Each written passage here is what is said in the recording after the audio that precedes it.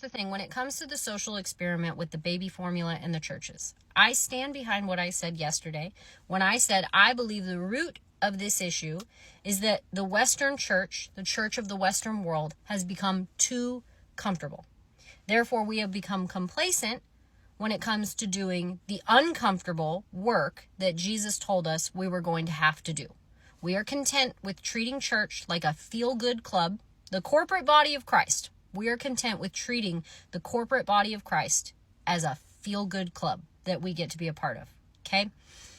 But the thing that we keep coming back to, and this is the thing I think a lot of people are struggling with, is does it matter that the baby wasn't real? Does it matter that the baby doesn't exist? All these churches said no, they wouldn't help a hungry baby. Well, the hungry baby doesn't even exist. The hungry baby does exist. There's a lot of hungry babies. So here's what I would say to that. She wasn't asking for money. She wasn't asking for somewhere to stay.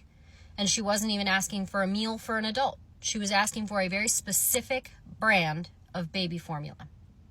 And the bottom line is that hungry babies do exist. Hungry babies do exist. And whether this was a test sent by the enemy to make the church look bad, or it was a test from God, a very small portion of churches passed that test. A very small portion of churches passed that test, regardless of who sent it. This is a wake-up call. It should be a wake-up call. It should be a wake-up call. So does it matter that the baby wasn't real? Not when the response is what it was.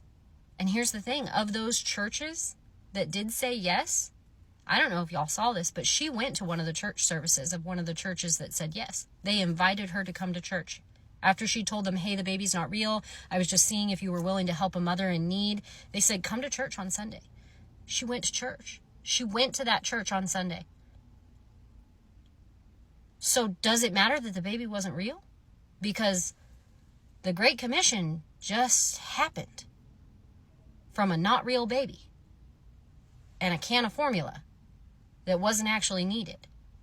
Does it matter that the baby wasn't real? No, it doesn't matter that the baby wasn't real.